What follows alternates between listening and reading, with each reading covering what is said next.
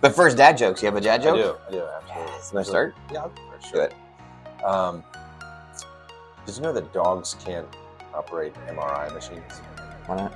But cats can. Cats can. That's a good one. Hey, what kind of superpower do you get once you become a parent? A lot, but what are you referring to? Supervision. Nonstop. Nonstop. Yeah. My young.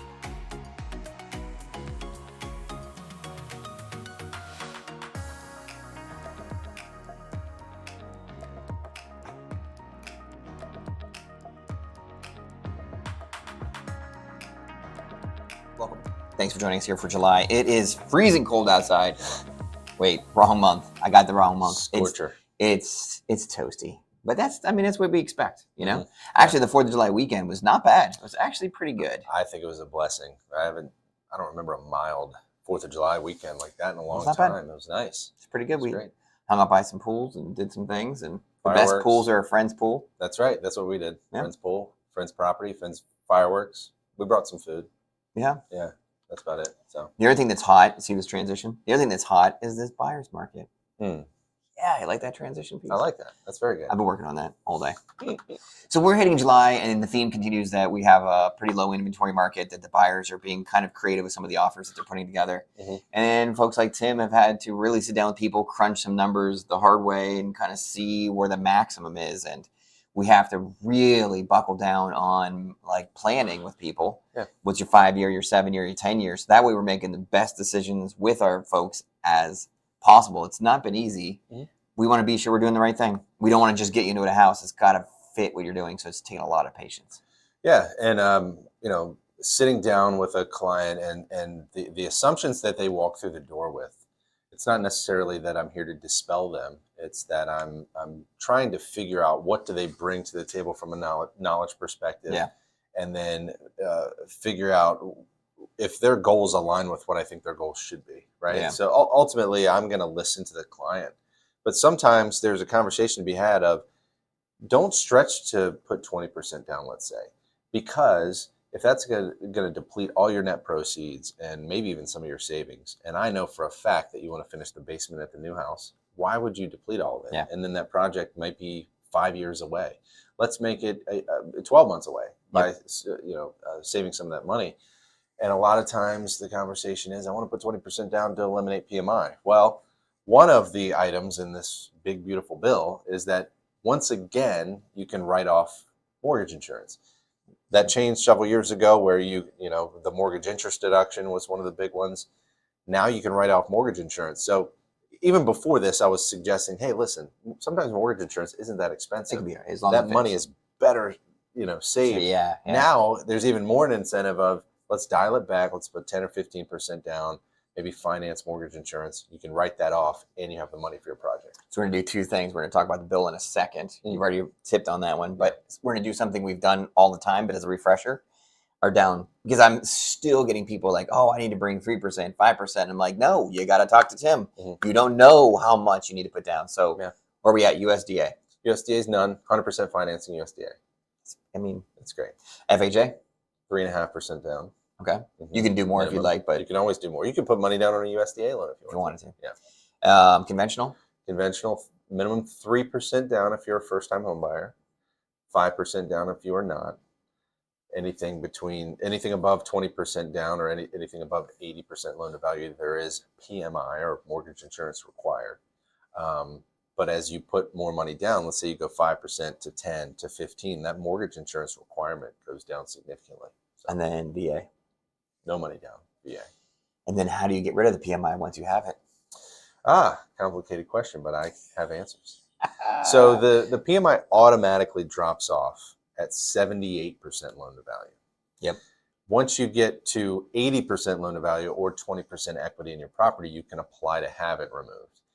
And if you're applying to have it removed ahead of what the scheduled target date is on your amortization schedule, you have to fill out what's called a PMI removal packet, right?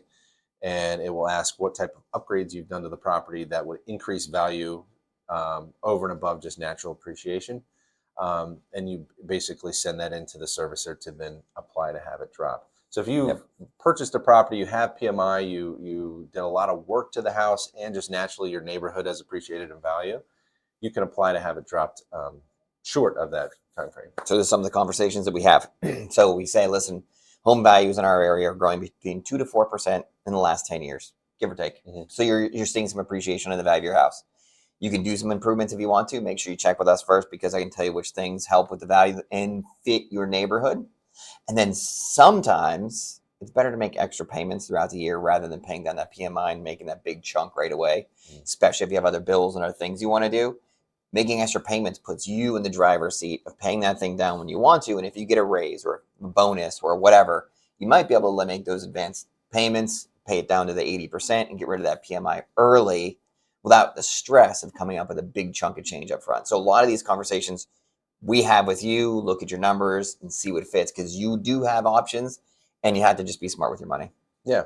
What we've done a lot in the last several years is do what's called a financed single premium. What is that? It's several $1,000s that you just build into your loan amount versus paying monthly. And when you do the math, and let's say the monthly PMI is, I don't know, $70 a month, versus financing a single premium is $5,000 into your loan amount, and that payment increases $20 to $25. You're now, $30, $40 a month to the good monthly versus single. So a lot of times we're sitting down and comparing those. Now, the monthly makes a little bit more sense if you do know that you're going to renovate the property significantly, or that you have a refinance in the future. Sometimes people get into a property and then they sell another house, and then they decide to put that towards their principal. Then you refinance some of it, and then you drop the mortgage insurance that way. So it's a much more loaded question, and it's just we're asking what the plans are. What are the plans in the next 12 months? The main theme is that you have options. And you just got to think about what works best for you. I mean, I think the generation above ours is very much don't pay PMI. Yeah. Well, they have money too. They're actually the wealthiest subgroup of our entire culture. So yeah, good for them. Good. Boomers. Maybe that'll trickle. Maybe it'll trickle down to us at some point. But that's just a blanket statement that's to be had. And when you're asking dad, uncle, grandfather, grandmother, whatever, don't pay points, don't pay PMI, don't do an adjustable. Now, we're not doing a lot of that, but paying points or paying PMI is not necessarily a bad thing. It can sometimes improve your terms and give you a little bit more flexibility. So there you go. You have options. Think about it through. Think it through. So let's get to the bill. Yeah. Or the act, or whatever the heck they're calling the stupid thing now. I mean, so it's loaded. There's a lot in there, and there's a lot of different things. We are not going to cover all the politics right yet. We're just going to what applies to you in your house, because that's what, in this video, what we care about. You and how this affects your house and the bill. So 3 specific things? Yeah, that are kind of real estate or mortgage related. Right. The one I just mentioned, which is the reinstatement of being able to write off PMI or mortgage insurance, which is it's a big deal, because a lot of the loans that we're doing these days has some form of fashion of it. So that along with your mortgage interest deduction, which is sometimes the larger deduction on your tax returns, now you can write off the PMI. So that's number 1. Number 2 is the SALT, or state and local tax increase, from $10,000 to $40,000. Now that's not really applicable to a lot of people, because a lot of times you're not paying any more than $10,000 in property taxes or state and local taxes anyhow. So that's a little bit different. Now maybe you own multiple properties, and that starts to add up. If you have a $6,000 tax bill in your primary residence, and then a 3 and a 3, whatever, and that might add up and exceed $10,000.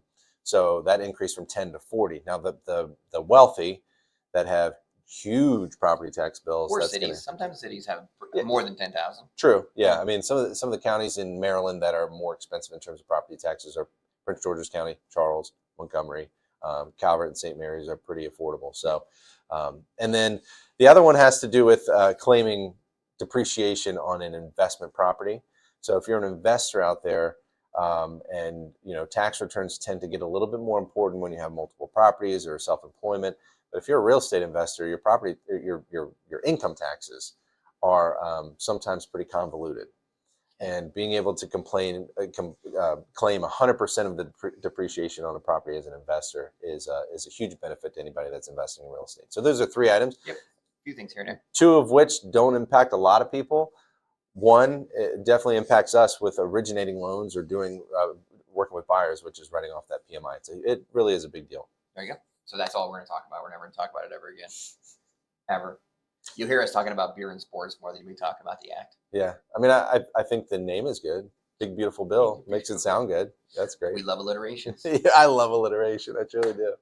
English guys. We're English guys. Yeah, that's right. So, all right, there you go. So, for the most part, we have our buyers who are really sitting down and concentrating and putting together the best numbers for themselves. They're making those plans. Mm. You got to be ready to put your best foot forward, or maybe even get into something that needs a little bit of work, which is fine too if you're trying to build some equity. But really, I think this year and even last year, we're getting more buyers that are really going over options. Like, here, I need to know all the things on the table. Whereas like year 3 or 4 or 5 years ago, it was more like, hey, what can I afford? Yeah. And I was like, can I do it? Yeah. Okay. Well, I'm just going to go do it. Versus now it's like, I need options. I need to know what I'm getting myself into. I need more education. I need more like that kind of thing. Sorry about that. And the times of someone making and submitting one offer and having it accepted, No, it's probably not. few and far between. I mean, most of our buyers are submitting offers, and sometimes you got to get some reps in and figure out, if I submit an offer at 500,000 on a list price on a house, and I ask for concessions, you may follow along with that with your buyer, and if they get beat, then you take that opportunity to say, listen, in this market, offering or asking for concessions, sometimes you need to bump up the price to do that, or maybe we need to change your criteria to find opportunities that allow concessions. We're seeing some of it for sure. Yeah, mostly fixer uppers. Yeah. But you have to kind of just determine what your level of risk, a safe level of risk, is for you. Are you willing to do things as is? Are you willing to do this? Are you willing to do like less